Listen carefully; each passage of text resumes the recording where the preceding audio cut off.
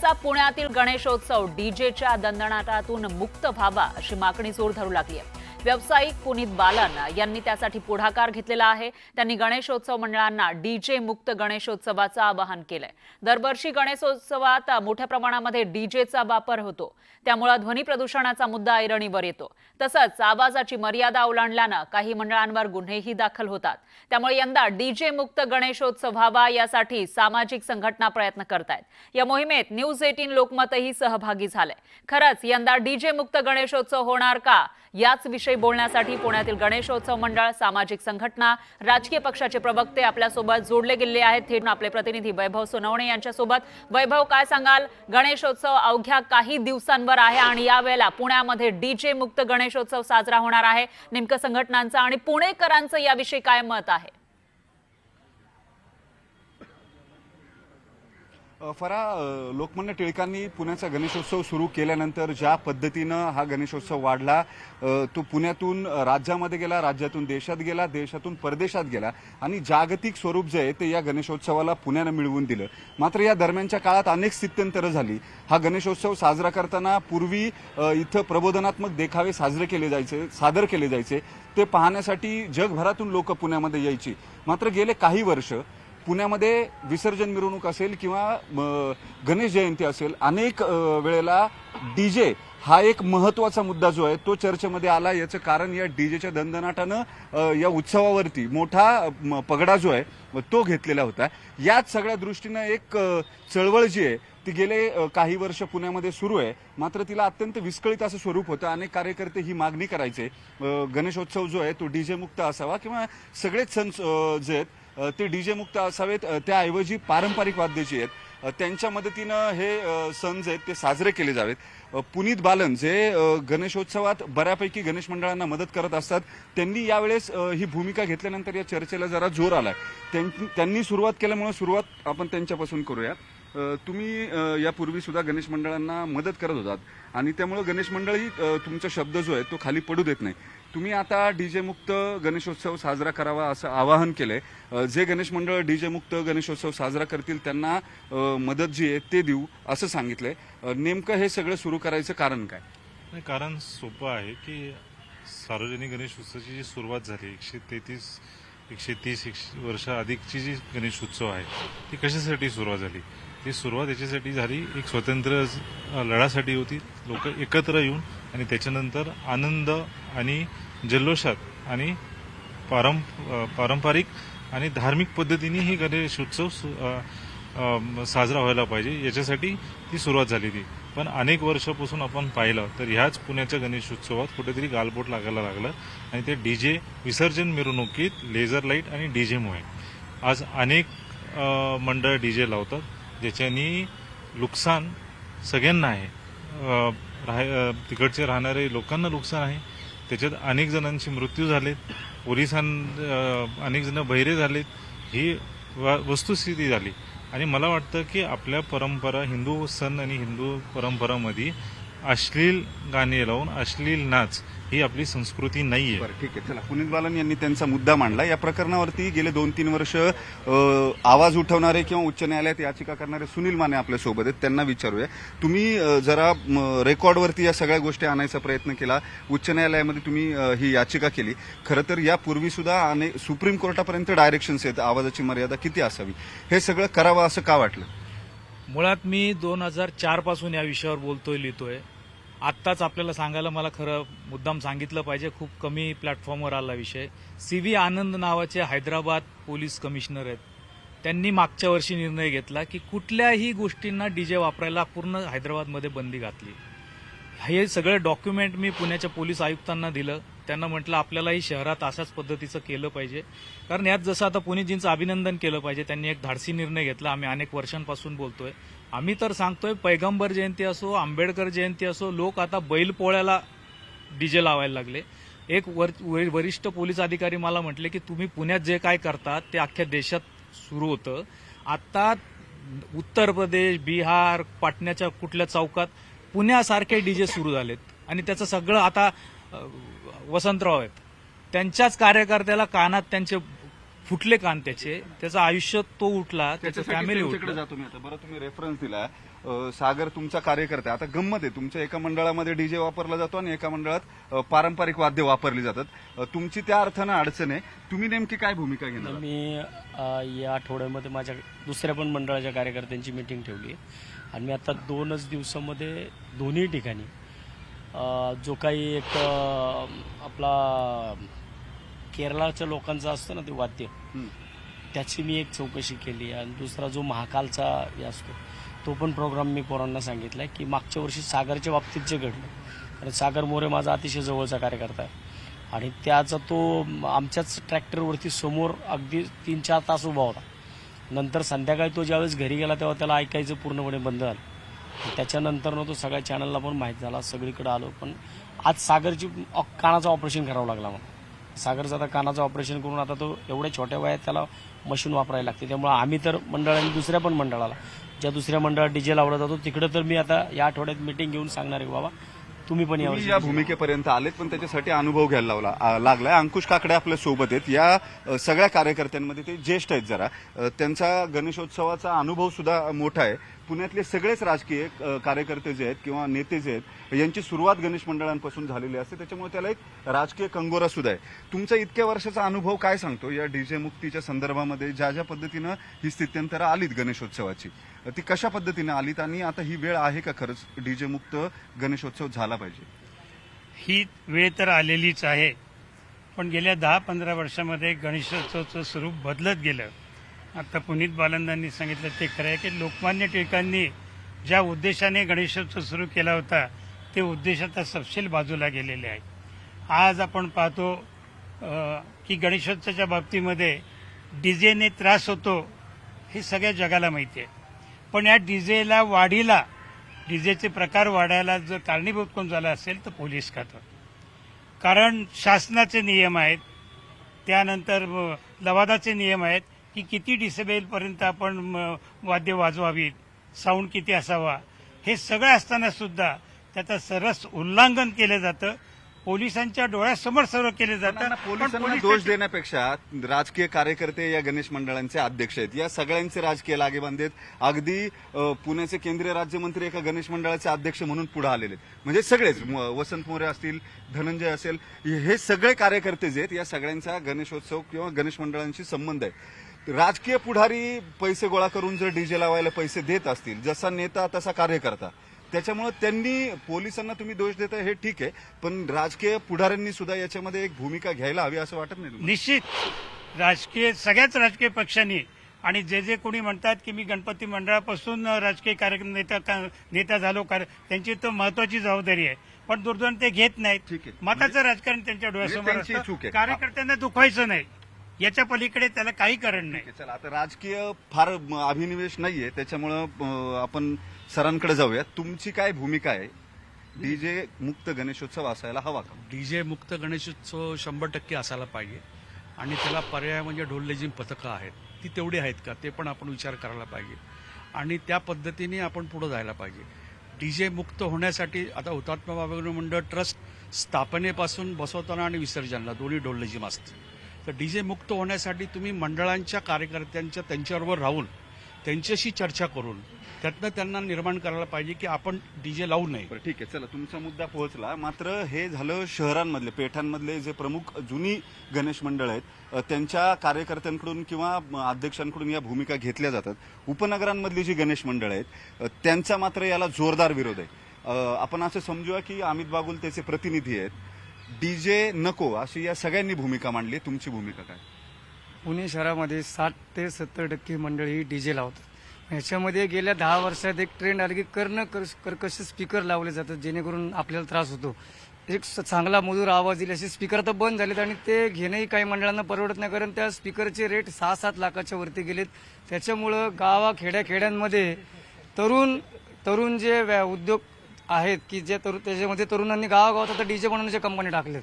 त्याच्यामुळे ते स्पीकर स्वस्तामध्ये आणि कर्कश स्पर्धा करण्यासाठी, मंडळांची भांडण होण्यासाठी ते स्पीकर वापरले जातात. पण डीजे असायला हवा की नको? डीजे बघा, डीजे आपण आता इथं 70-60 जण जमलोय ना तरी आपला आवाज हा 60-70 डेसिबलच्या पुढे जाणार आहे. पण उत्सव करायचा तर त्याच्यामध्ये स्पीकर, गाणी चांगली, शेवटी कसं करायचं हे मंडळांनी ठरवायचंय. कारण परवा आम्ही टिळक रोडला जाणाऱ्या मंडळांची आम्ही पुढाकार घेऊन बैठक घेतली. आम्ही त्याच्यामध्ये सगळी मंडळी एकत्र आलो. आम्ही त्याच्यामध्ये म्हणलं की मंडळांनी कमी आवाजाचे स्पीकर लावावेत, सामाजिक संदेश देणारी मिरवणूक न्यावी, देखावे ते दाखवावेत, चांगला डान्स पण हे करावा. होत नाही ना प्रत्यक्षात. गेले होत कित्येक नाहीये, पण वर्षात ज्या पद्धतीनं अधपतन होतंय पुण्याच्या गणेशोत्सवात सगळं, त्या- त्याचं काय करायचं? त्याच्यामध्ये जर सुरुवात बघितली तर आपण हलगीपासून आपण आतापर्यंत ढोल, गावाकडचे ढोल खेळ पथक होते. आता गाव आपण गल्ली गल्लीत बघतोय सगळीकडे ढोल लेझिमची पथकं तयार झालीत. असं नाही, उत्सवाचं प्रमाण हे बदलतं स्वरूप हे तरुणाईवरती अवलंबून असतं आणि प्रत्येक मंडळाने ठरवलं पाहिजे, आपण सगळ्यांनी मिळून हे ठरवलं पाहिजे. चला, मी धनंजयकडे येतो. तुमची भूमिका काय? डीजे असायला हवा की नको? नाही, माझं स्पष्ट म्हणणं आहे की डीजे नकोच. याचं कारण आहे, या पुण्यामध्ये लोकमान्य टिळकांनी, भाऊ रंगारे असतील यांनी गणेशोत्सवाला प्रारंभ केला. याचं माध्यम वेगळं होतं. लोकांनी एकत्र यायला पाहिजे. लोकांनी हैदोस घालायला एकत्र नाही यायचं. लोकांना त्रास होईल ह्यासाठी एकत्र यायचं नाही. तर हा उत्सव धार्मिक, ऐतिहासिक, पारंपरिक कसा होईल यासाठी एकत्र येणं होतं. मी खरं तर आता पुनीतदादांनी जो निर्णय घेतला की पुण्याच्या गणेशोत्सवामध्ये अतिशय चांगलं काम करणारं हे व्यक्तिमत्व आहे, भाऊ रंगारी मंडळाचे ते अध्यक्ष आहेत. त्यांनी जी भूमिका घेतली की डीजे मुक्त गणेशोत्सव व्हायला पाहिजे, अगदी चांगली गोष्ट आहे.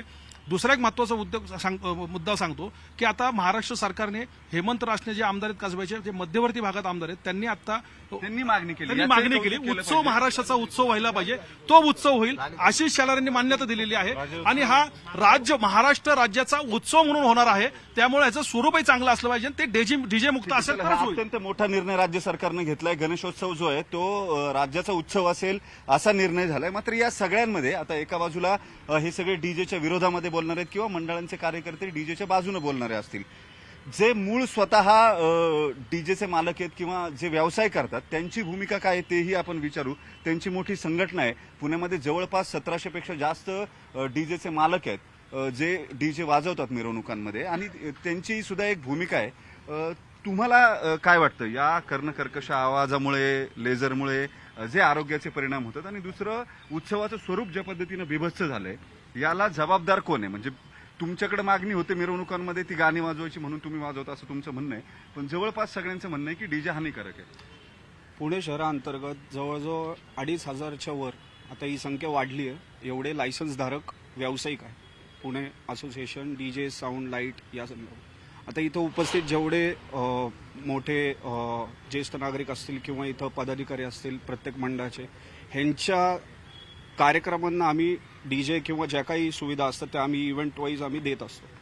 प्रत्येक इव्हेंटला जर तुम्ही ब्रँड किंवा त्या पद्धतीने जर मर्यादा आणि त्या गोष्टींचं जर पालन ठेवलं तर त्या गोष्टींचा त्रास होत नाही. खाजगी इव्हेंट हा वेगळा मुद्दा आहे. तुम्ही मूळ मुद्दा हा गणेशोत्सव आहे, हा लक्षात ठेवा. गणेशोत्सवामध्ये किंवा सणांमध्ये, सार्वजनिक सणांमध्ये डीजे वाजवताना तुमची भूमिका काय असते? तुम्हाला आग्रह काय होतो कार्यकर्त्यांकडून ते स्पष्ट सांगा. जे खरं असेल ते सांगा.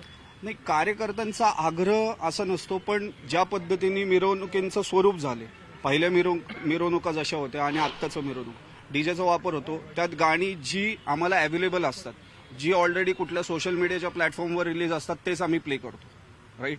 म्हणजे ह्याच्यामध्ये आमच्यावर जी गदा लादली जाते की तुम्ही प्ले करता, पण ते ऑलरेडी ज्या प्लॅटफॉर्मवर रिलीज होतात तिथं पण गदा आली पाहिजे. साधारण किती गणित असेल? म्हणजे आर्थिक गणित काय आहे? ह्या डीजेचं इतके 2500 डीजे जर असतील तर नुसत्या गणेशोत्सवामध्ये किती कोटींची उलाढाल करतात? उलाढालचा आकडा मला नाही सांगता येणार, पण मोठी उलाढाल होते. आणि यामध्ये मला एक प्रश्न असं उपस्थित करायचा आहे की सणासुदीलाच व्यावसायिकांना त्यांचं मत न घेता असे निर्णय का होतात किंवा अशाबद्दलचे स्टेटमेंट्स का केले जातात? आम्ही पण त्या गोष्टी स्टेटमेंट केलं जातं ते तुम्हाला मी सांगतो. विजय ठोंबरे कोर्टाचे सगळे आतापर्यंत जे सुप्रीम कोर्टापासूनचे काय काय स्ट्रिक्चर्स आहेत किंवा काय काय आदेश आहेत ते सांगतील. हे असं का करावं लागतं किंवा ज्याची अंमलबजावणी होत नाही सर्वोच्च न्यायालयानं गाईडलाईन्स देऊन सुद्धा, अशा कुठल्या गाईडलाईन्स आहेत डीजेच्या बाबतीत? अखिल भारतीय ग्राहक पंचायत विरुद्ध महाराष्ट्र राज्य 2024 मध्ये सुप्रीम कोर्टाने सगळ्यात महत्वाचं सांगितलेलं आहे की फक्त गणेश उत्सव नाही, सार्वजनिक उत्सव जे जे असतील त्याच्यामध्ये तुम्हाला डीजेचा वापर करता येणार नाही. डीजेचा जर तुम्हाला वापर करायचा असेल, ठराविक मर्यादा ज्या ज्या राज्यांनी ज्या ज्या ठरवून दिलेल्या आहेत त्याच्या पुढे जर गेलं त्यांच्यावरती गुन्हा दाखल. आता सर्वात महत्त्वाचं अण्णांनी सांगितलं, डीजेची भिंत उभी राहते तोपर्यंत तुम्ही काही करत नाही, वाजल्यावर तुम्ही तिसऱ्या दिवशी गुन्हा दाखल करायला जाता. म्हणजे तुमची मूकसंमती असते डीजेला, तो सगळा आवाज जातो. बरं ठीक आहे, माणूस जाऊन आता तात्यांनी सांगितलं बहिरेपणा वगैरे येतो, या पक्ष्यांचं वगैरे यांचं काय करायचं, त्यांची पिल्लं वगैरे तर ते मरून जातात, ह्याविषयी कोण बोलत नाही. सर्वोच्च न्यायालयाने किंवा जे न्यायालयाने किंवा जे कायदे पाहिजेत ते कठोर आहेत, त्याच्या बाबतीत कुठेही डीजेला मान्यता नाही. ह्या आवाजाला बिबसणं, नाचणं, उघड्यावरती ते कपडे काढणं, ट्रॅक्टरवर नाचणं, ह्याला कुठलीही परवानगी नाही, कुठलंही नाही. ह्याच्याविषयी प्रत्येकाविषयी गुन्हे दाखल करण्याची तरतूद आहे. परंतु राजकीय कुणाकुणाचे अनुभव, कुणाचे हे असतात, लागे बंद असतात, त्यामुळे असे काही गुन्हे दाखल होत नाही. आणि दरवर्षी अशा प्रकारचे चर्चासत्र भरलं जातं, परत डीजेचा वापर केला जातो, लेझरचा वापर केला जातो आणि परत पुढच्या वर्षीच्या गणेशोत्सवाच्या वेळेस ही मीटिंग भरते. पण कायद्याचं कोणी हे करत नाही. पुष्कर गणेशोत्सव मंडळाचा कार्यकर्ता आहे, त्याची भूमिका काय ते बघू. तो सुरुवातीपासून पेठांमध्ये राहिलाय, त्याच्या मंडळामध्ये डीजे वाजवला जातो, नाही वाजत. डीजे वाजायला पाहिजे का नको? नाही, कशासाठी? आपण हिंदू आहोत, आपल्या संस्कृतीमध्ये देवाला देवासारखंच ठेवायचं असं सांगितलेलं गेलेलं आहे. आता याच्यामध्ये काय हे जे म्हणतात डीजे, त्याला पर्याय आहेत ना. आपला भारतीय संस्कृती एवढी मोठी आहे, वाद्य संस्कृती एवढी मोठी आहे, कशाला हवे डीजे? माझा तर स्पष्ट विरोध आहे. आणि तुम्हाला सांगतो, मी राज्य सरकारच्या विरुद्ध केस जिंकलेलं एकमेव मंडळ आहे. माझ्यावर खोटी केस लागली होती 2005 मध्ये. ठीक आहे, चला तो मुद्दा आलिदा. यादवडकर सरांना पुढे घेऊ आपण जरा. पर्यावरणाच्या संदर्भामधला त्यांचा अभ्यास दांडगा आहे. या सगळ्या प्रक्रियेमध्ये डीजे मुक्त गणेशोत्सवानं नेमकं काय होईल, किंवा आता ज्या पद्धतीनं गणेशोत्सव होतोय त्यानं नेमकं काय होतं ते सांगा. याच्यात माझी वैयक्तिक भूमिका काय आहे किंवा इतर लोकांना काय वाटतंय, व्यावसायिकांना काय वाटतंय, हा मुद्दा दुय्यम आहे. मुळात शास्त्रशुद्धरित्या जर आपण याच्याकडे पाहिलं, कायद्याच्या चौकटीतून पाहिलं, तर डीजे कुठेही वाजता कामा नये. मग तो गणेशोत्सव असेल, कुठल्याही धर्माचा उत्सव असेल, कुठली निवडणुकीची रॅली असेल किंवा एखाद्या राजकीय पुढाऱ्याचा वाढदिवस असेल. आणि मला वाटतं हे थांबवण्याची सुरुवात जर राजकीय पुढाऱ्यांनी त्यांच्या वाढदिवसापासून केली तर मला वाटतं सगळेजण हे त्यांचं मार्गदर्शन मिळाल्यामुळे. मुद्दा घेऊन प्रदीप देशमुखांकडे जातो, कारण हे अजित पवारांचे पुण्यातले खंदे कार्यकर्ते आहेत, अजितदादा पुण्याचे पालकमंत्री आहेत. सगळ्यांकडून मागणी केली जाते आता की राजकीय पुढाऱ्यांनीच या डीजेचा वापर थांबवायला हवा. सर्वप्रथम तुम्ही सांगणार आहे का दादा? सर्वप्रथम आम्ही दादांना निश्चित आपल्या सर्वांची जी मतं आहेत ती सांगतो. आपला कार्यक्रम संध्याकाळी बघा असं मेसेजही देतो त्या ठिकाणी. परंतु महत्वाचा विषय असा आहे की गणेश उत्सव असेल किंवा गोकुळाष्टमी असेल, हे आपलं धार्मिक कृत्य, धार्मिक काम आहे, ही संस्कृती आहे. ही काही कुठली आपली प्रायव्हेट पार्टी नाहीये की आपण ती घरात साऊंड लावलं जोराजोरात नाचलो. ह्याचं भान प्रत्येकाने ठेवलं पाहिजे. स्वातंत्र्य म्हणजे स्वैराचार नाही, ज्याला जसं पाहिजे त्यांनी तसं त्याला वळवलं नाही पाहिजे. एकच करा बाबांनो, माझी विनंती आहे, फक्त आपल्या घरात आई वडील भाऊ आणि मुलं यांना फक्त विचारा, लावलेला आवाज तुम्हाला मान्य आहे का? त्यांना मान्य असेल तर आम्हालाही मान्य आहे. अमितकडून उत्तर घेऊ आता. अमित, या सगळ्याचे उत्तर द्या. या सगळ्यांनी प्रश्न उपस्थित केलेत. हा उत्सव ज्या पद्धतीनं बिघडलाय त्याला जबाबदार कोण, आणि हे सगळं तुमच्या कुटुंबियांना मान्य असतं का? जेव्हा मुलं ट्रॅक्टरवर चढून अशा पद्धतीनं नाचतात, आरडाओरडा करतात, शर्ट काढतात, कायद्यानं आधीच त्याच्यावरती बंदी आहे, डीजे वापरू नये असं सगळ्यांचं म्हणणं आहे. बऱ्यापैकी ज्यांना कळतं, पण तरुणाईची गरज आहे आणि तरुण कार्यकर्ते सोबत लागतात म्हणून राजकीय पुढारी हे सगळं करतात. बदल नक्की घडेल, पण बदल तुम्ही एका दिवसात, एका वर्षाने जा घेऊन जर बदल घडणार असेल तर होणार नाही. म्हणजे साधारण कारण ढोल पथक जरी लावलं, त्याला 35-40 ढोल लावले तरी तुमचा आवाज 100 डेसिबलच्या वर जातो. मग तुम्ही ढोल पथकावर बंदी आणणार आहे का? तुम्ही राजकीय सभांवर बंदी आणणार आहे का? तुम्ही सगळ्यावर कशावर बंदी आणणार? आपण तर बंदी आणून होत नाही. बंदी आणून त्याचा उग्र स्वरूप येणार आहे. तर आपण मंडळांना सांगून मीटिंग 100% येणार नाही की तुम्ही कशावर बंदी आणणार आहे. त्याच्यामुळं मंडळांना आपण सगळ्यांनी जर मंडळांची बैठक घेऊन त्यांना आपण सांगितलं की कमी आवाजाचे स्पीकर लावा, सामाजिक संदेश द्या. हे होतं का? हे होतं हे खरंच असं होत कमी चाललंय. कारण एक ट्रेंड असतो, एक ट्रेंड होता 10 वर्षात की स्पीकर लावायचे, खूप मोठ्या मोठ्या थप्प्या लावायचे, पण ते प्रमाण देखील आता कमी होत चाललं. कारण प्रत्येक मंडळाला एक गोष्ट कळाली की नाही, ह्याच्यामुळे खरंच त्रास होतोय आणि कुठेतरी बदल घडला पाहिजे, तो आपल्यापासून घडला पाहिजे. आणि असं मंडळांनी आता ठरवलंय. आम्ही मिटिंग घेतली, खूप मंडळांनी आम्हाला सांगितलं की आम्ही हा प्रयोग करून यावर्षी बघणार आहे. काय प्रयोग करणार म्हणजे? की यावर्षी कमी आवाजाचे स्पीकर, 1 वर्ष स्पीकरच लावायचा नाही, एक सामाजिक संदेश द्यायचा, 1 वर्ष स्पीकर लावायचा, असं एक एक प्रकार घडत जाणार आहे. पण तुम्ही जर वर्षानंतर एकदम तुम्ही म्हणणार असेल की बदल घडवा, तो होणार नाही. मागच्या वर्षीचा स्पीकरचा गुन्हा ह्या वर्षी दाखल झालाय. माझ्या स्वतःच्या मंडळाला 10 तारखेला नोटीस आली आहे पोस्टाने की 10 तारखेलाच कोर्टात जा, आणि संध्याकाळी 5 वाजता आली त्याची नोटीस. म्हणजे असं होत नसतं. स्पीकर पाहिजेत असं तुमचं म्हणणं आहे? स्पीकर पाहिजे, पण ते शांत आवाजात पाहिजे आणि चांगली सुंदर गाणी पाहिजे. त्याच्यावर कुठलाही असं विभत्स डान्स मंडळांनी केला नाही पाहिजे, एवढं माझं म्हणणं आहे. ठीक आहे, चला. आता दोन सगळ्यात महत्वाचा मुद्दा आहे. आपण जवळपास सगळ्यांशी बोललो. यातल्या साधारणपणे 70% जणांचा कन्सेंट आहे की गणेशोत्सव जो आहे तो पारंपरिक पद्धतीने साजरा केला जावा, किंवा कुठलाही उत्सव असेल तो पारंपरिक पद्धतीने साजरा केला जावा. मात्र यातले जे स्टेक होल्डर्स आहेत, ज्याच्यामध्ये सगळ्यात महत्वाचे राजकीय पुढारी आहेत, पोलीस आहेत, यांनी यांच्या भूमिका जर प्रामाणिकपणे निभावल्या तर ही गोष्ट जी आहे ती सहज शक्य होऊ शकेल. कार्यकर्त्यांचा रेटा आहे, मागणी आहे. आपण अमित बागुल काय म्हणतात ते ऐकलं. उपनगरांमधली जवळपास 90% मंडळं जी आहेत, गणेश मंडळं, ही डीजेचाच वापर करतात. असं असताना विसर्जन मिरवणुकीमध्ये कार्यकर्ते गोळा झाले पाहिजेत, त्यांना त्यांचा आनंद मिळाला पाहिजे, असे वेगवेगळे लॉजिक या सगळ्या उपनगरांमधल्या कार्यकर्त्यांचे, गणेश मंडळांच्या अध्यक्षांचे आहेत. मात्र त्याचा सारासार विचार केल्यानंतर, विवेकानं विचार केल्यानंतर पर्यावरणावरती काय परिणाम होतो, नागरिकांच्या आरोग्यावर काय परिणाम होतो, या सगळ्याचा जास्त गांभीर्यानं विचार करायला हवा. तर हे डीजे मुक्तीचं यश जे आहे ते समजू शकेल नेमकं याचं कारण काय किंवा याची गरज काय. फरा बरोबर आहे वैभव. जर पर्यावरणाचा विचार केला, लोकांच्या आरोग्याचा विचार करून पुणेकरांनी निश्चय केला डीजे मुक्त गणेशोत्सव साजरा करण्याचा, तर पुणे ही महाराष्ट्राची सांस्कृतिक राजधानी आहे. त्याच्यामुळे पुण्यामध्ये जे काही येतं किंवा ज्या पद्धतीनं फॉलो केले जातात त्याच पद्धतीनं संपूर्ण महाराष्ट्रामध्ये सुद्धा जे सण उत्सव आहेत ते साजरे होऊ शकतील. त्यामुळे आता हा गणेशोत्सव कशा पद्धतीनं आणि ज्या पद्धतीनं निश्चय केला आहे काही संस्थांनी त्यानुसार साजरा होणार का ते बघावं लागेल. धन्यवाद तुम्ही दिलेल्या या सविस्तर माहितीसाठी, या प्रतिक्रियांसाठी. या